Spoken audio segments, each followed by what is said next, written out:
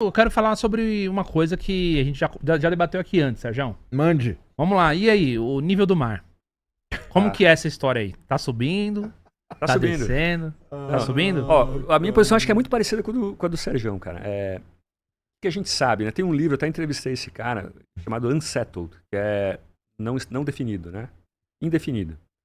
Ele fala assim, esse cara ele era assessor climático do Obama. E ele fala o seguinte, olha, o que a gente sabe sobre isso? Carbono aumenta o efeito estufa, temperatura desde os anos 70 para cá está subindo, dos anos 40 para os 70 ela caiu um pouco, depois subiu. Nível do mar está subindo aí 3 milímetros por ano, nada que vai causar um grande desastre. Temperatura está ficando maior e tal, tudo isso sim. Furacões estão mais comuns? Eu sou jornalista, quem diz, eu fui procurar o que o IPCC diz, até mandei para você a tabela, se quiser botar aí. Bota aí pra gente a tabela. Furacões são coisas comuns? Não.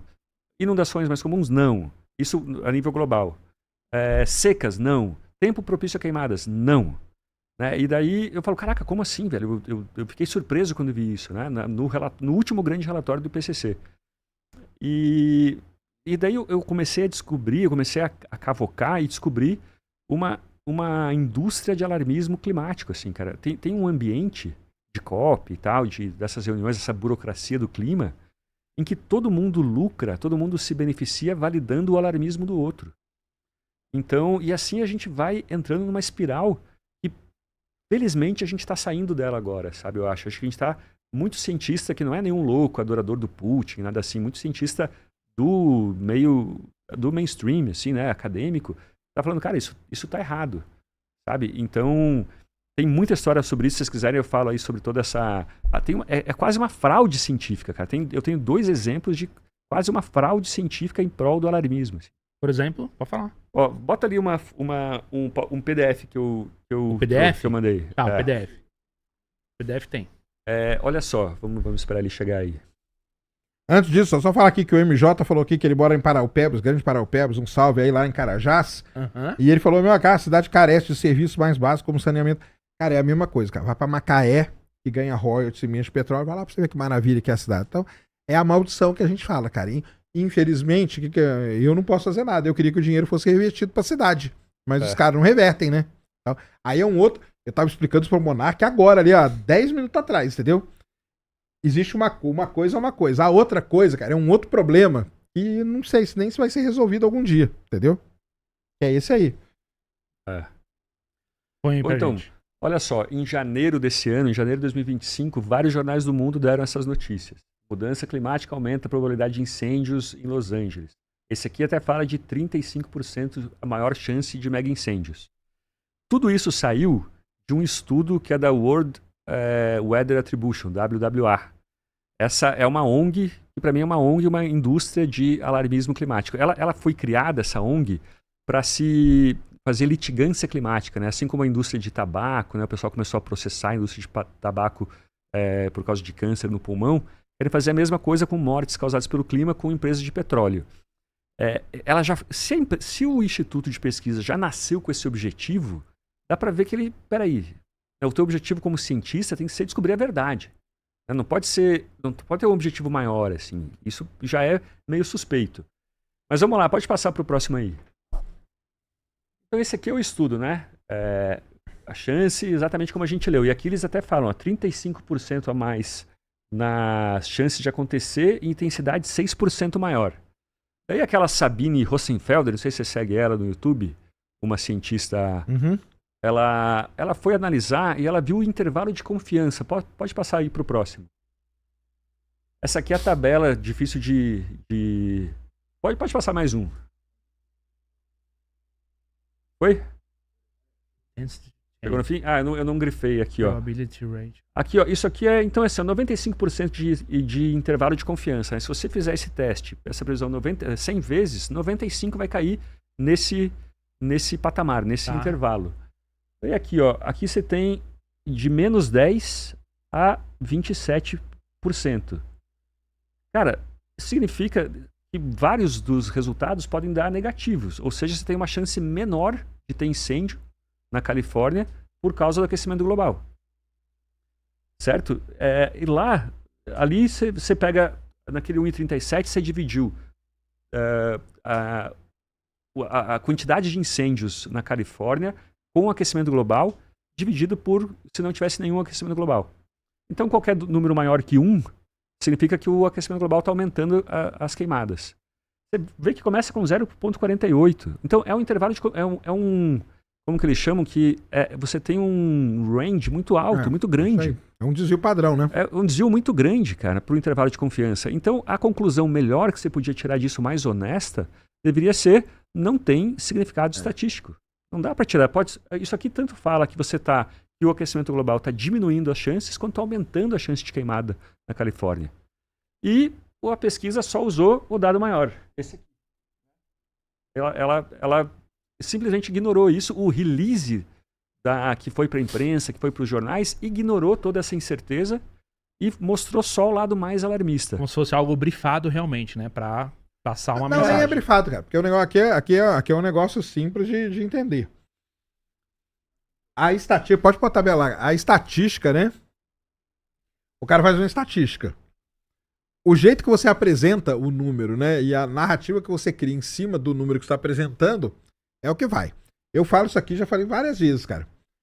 É muito difícil, porque aqui o que o cara tá fazendo é o seguinte, ó. Ele tem, ó, as observações que foram feitas e os modelos.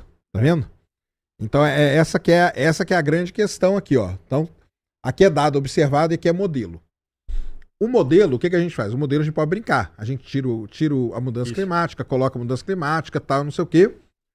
E o dado que é observado, esse não tem como, é o dado. Você vai lá, o dado não mente. Pegou fogo aqui, você conta. Pegou fogo ali, você conta e aí vai.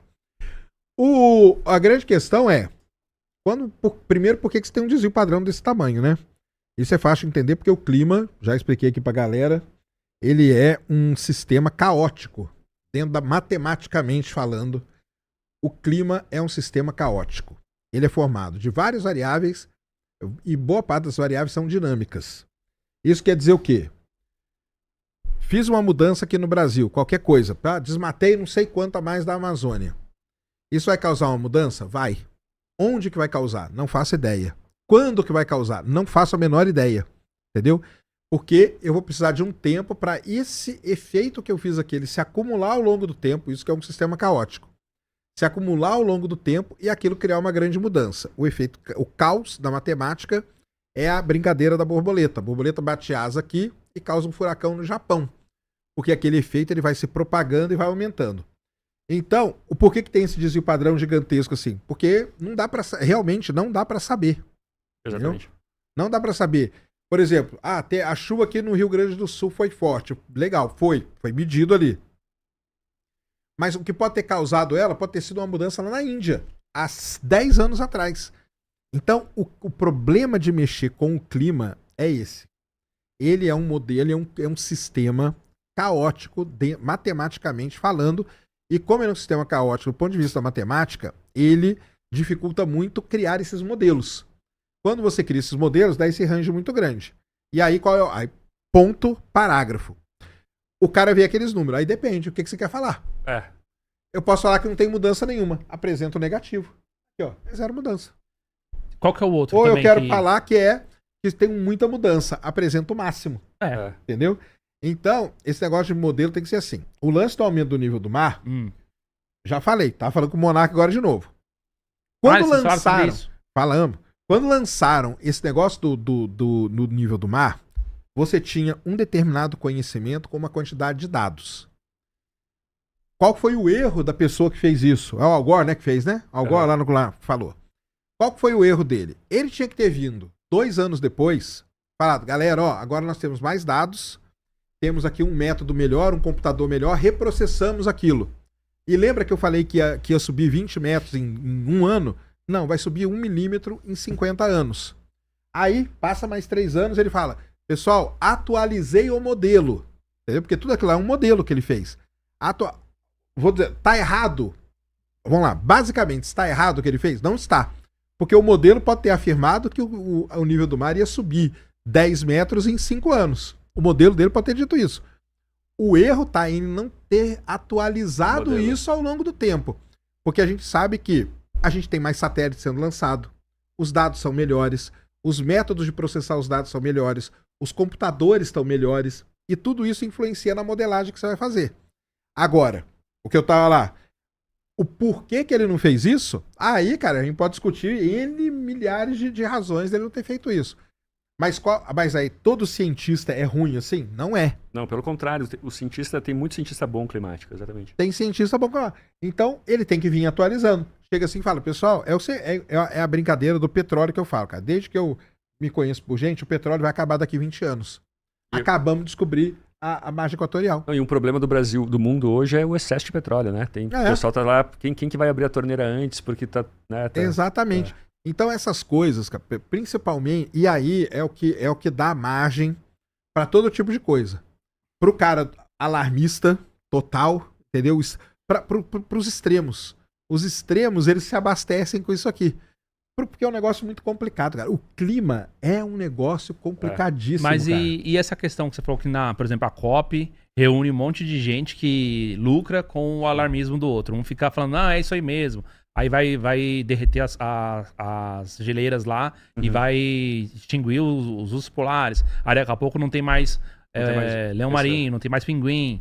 Né? E começa, cara, por aí. Então, é isso que eu falo no livro. Tem uma indústria de alarmismo climático, né? Esse ambiente em que todo mundo se beneficia com o alarmismo, né? Tem mais fundos, mais recursos e tal. Tem um outro exemplo de uma organização chamada Climate Central. Os jornais do Brasil chamam ela de instituto de pesquisa, mas para mim é um instituto de lobby, de advocacy, né? Que chamam de ativismo. Olha só, esse instituto ano passado fez um estudo dizendo o seguinte: o aquecimento global, mesma coisa. Eles são muito, muito próximos desse outro que eu mostrei das queimadas. Eles disseram o seguinte: está aumentando a intensidade dos furacões no Atlântico. Beleza, isso saiu, cara, ficou entre os 0,05% das notícias, dos estudos com a mesma idade que mais tiveram acesso à imprensa. Ou seja, foi o estudo mais falado naquela semana nos jornais. O que esse estudo falava? Enfim, ele falava que os furacões estavam mais fortes e mais frequentes por causa do aquecimento global. Alguns cientistas estranharam isso porque a mudança climática ela opera em duas forças contrárias com relação ao furacão. Né? O furacão, para se formar, ele precisa de água quente. Então, se você tem uma água mais quente, o mar mais quente, você tem mais força para o furacão. Mas, além disso, para o furacão se formar, você precisa de uma coluna de ar na mesma direção. Então, dependendo da altura, o furacão tem que estar, o vento tem que estar sempre na mesma direção. O aquecimento global, ele bagunça os ventos. Então, se de um lado ele ajuda a formação do furacão, de outro ele atrapalha. Por isso, até se quiser, a gente pode mostrar aquela tabela do IPCC, uma tabela que tem assim azul e laranja. O IPCC não vê mudança de... Não é essa não. É uma tabela. O IPCC não vê mudança de frequência de furacão no passado e não projeta para o futuro até 2100 no cenário mais pessimista. Ele não fala, não sabemos o que vai acontecer com furacões. Por causa disso. Aqui, ó. Cadê? Ciclone tropical, mais para baixo. Em branco tá o que o IPCC não sabe o que aconteceu. Fala, não tenho certeza se aconteceu alguma coisa. Em azul, que aumentou. Em amarelo, que diminuiu. Isso aqui tudo em branco é evento extremo que não aconteceu nada. Em 2050 não vai acontecer nada. Em 2100 não vai acontecer nada.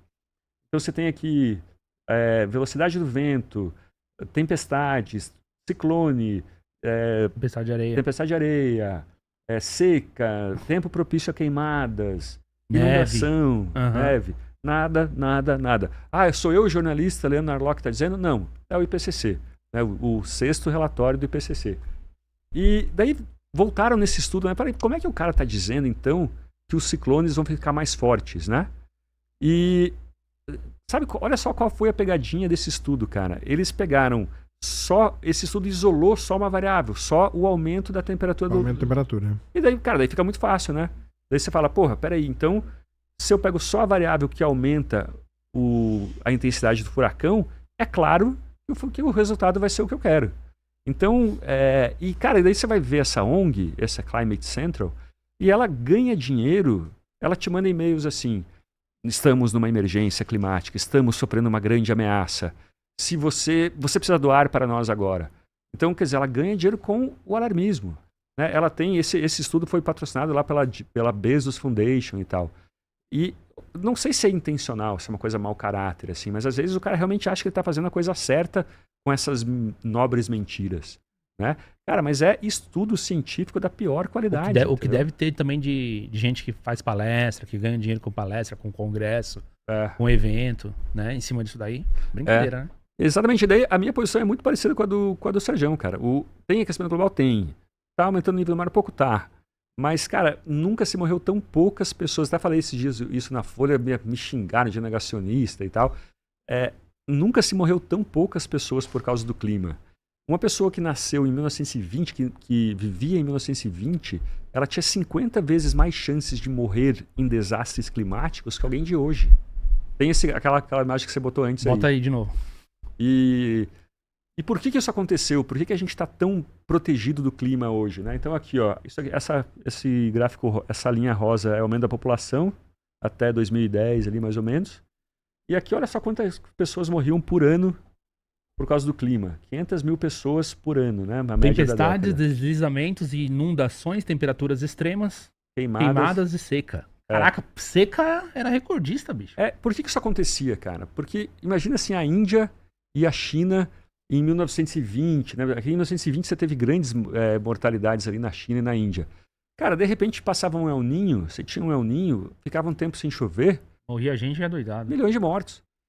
De repente, com combustível fóssil, a gente fez concreto, né? A gente fez aço e cimento, concreto. Uhum. Os indianos construíram barragens, os chineses construíram barragens para represar água, para evitar inundação, para fazer canal. E essas mortes despencaram. Então é um paradoxo, é uma contradição do aquecimento global, que ao mesmo tempo ele mexeu com o clima, mas ele nos tornou muito mais resistentes ao clima. Né? Mas eu acho que nem foi o que o aquecimento global, acho que a própria evolução da humanidade, né? A tecnologia, né? E tudo. Então, obviamente que a tecnologia ela foi alavancada por tudo que a gente produz e tal. Mas eu acho que o próprio conhecimento do clima também, né? Sim. O conhecimento do clima, de fazer previsão e tudo mais. E isso ajudou a gente a superar boa parte dessas coisas aí também.